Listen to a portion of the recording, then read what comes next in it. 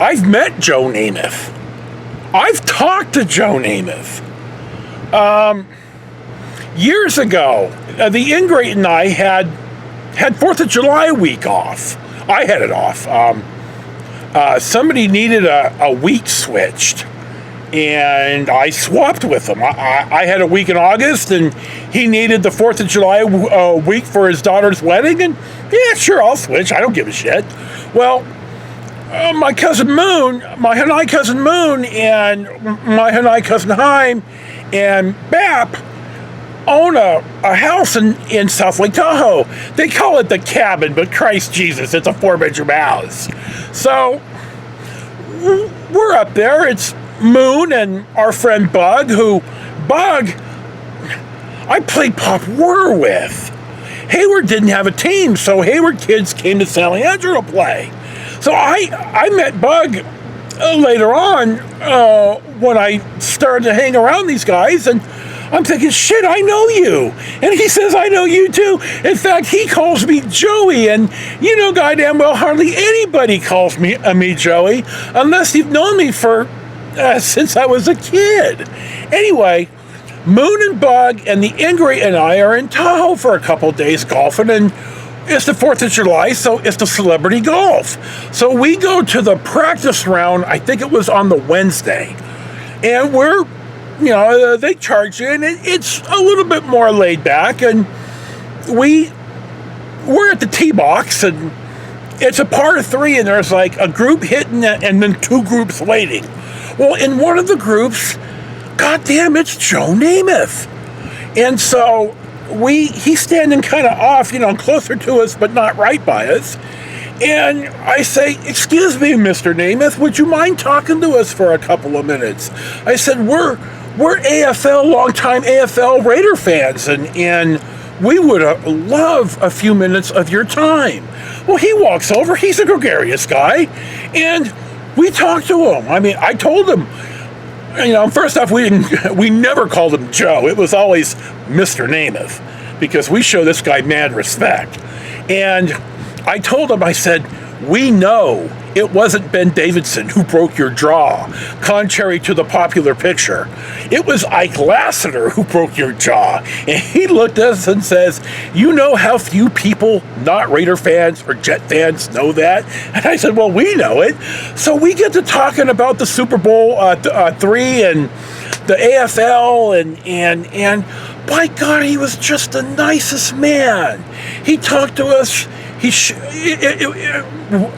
We told him, I said, look, I didn't know this, but my brother's dad, Larry, we talked about this one day, and Larry said now, that the AFL fans knew that the Jets were going to stomp the Colts. It was the NFL and the Eastern press who thought, oh no, shit, Namath is just a bum, and his guarantee is just bullshit. Well, God love Joe Namath. He backed up what he said, and really Matt Snell led the day, but he beat those goddamn Colts. Now, all the AFL fans knew this, and we told Joe this. I said, Raider fans of our era knew this.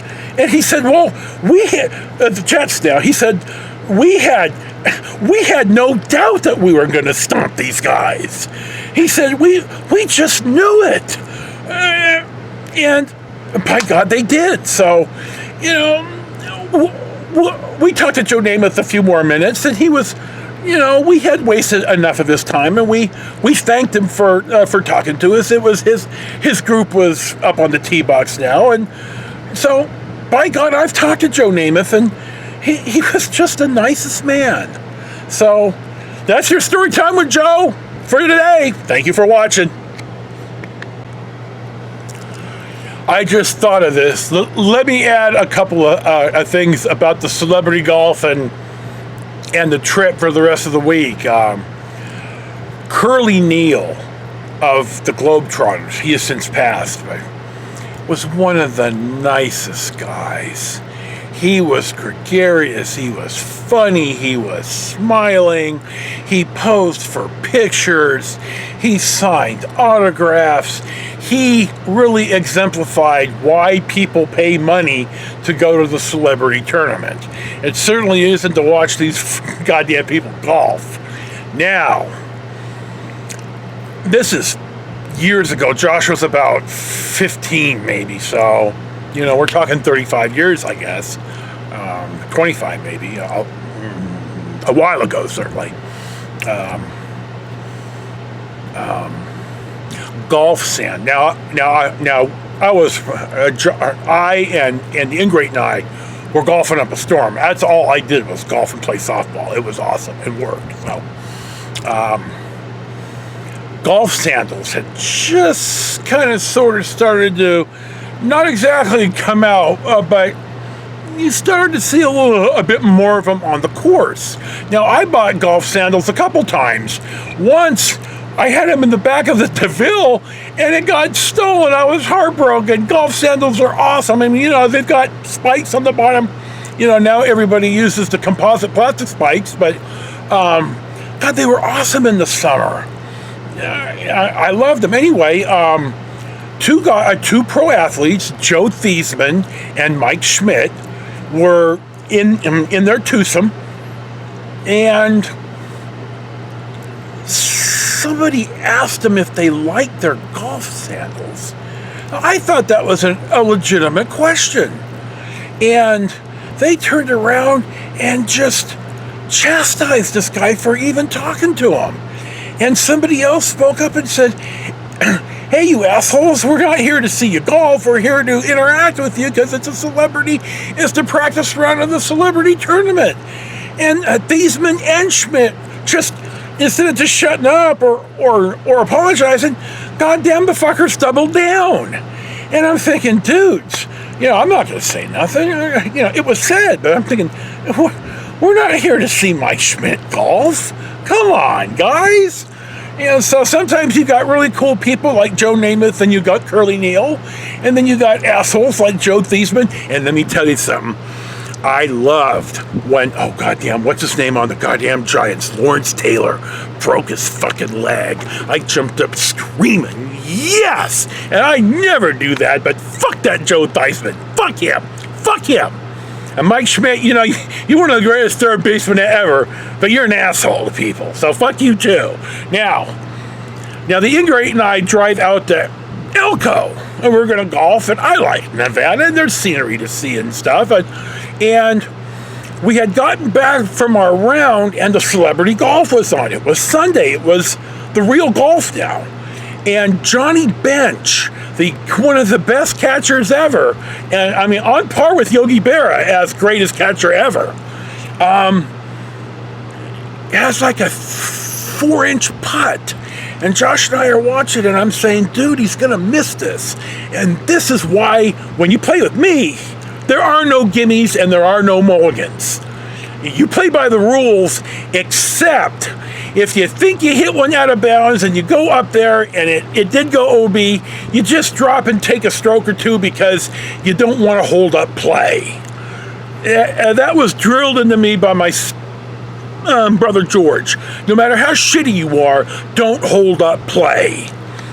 And I took that to heart. So anyway, I told him, dude, this, he's going to miss this putt, and this is why there are no gimmies. And by God, sure as shit, Johnny Bench stubbed a 4-inch putt on national television. And I looked at the ingrate and said, see, this is why you don't fucking pick up there are no gimmies in the leather or any of that other bullshit. And then, we're coming home. We're on 80.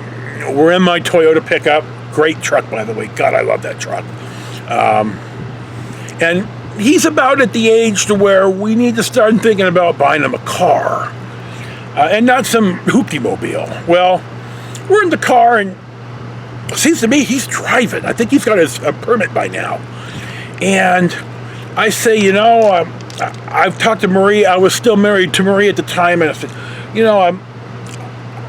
I've talked to Marie, and I'm going to talk to your mom, and we're going to, you have a job, and we want to go in thirds on a a decent car for you.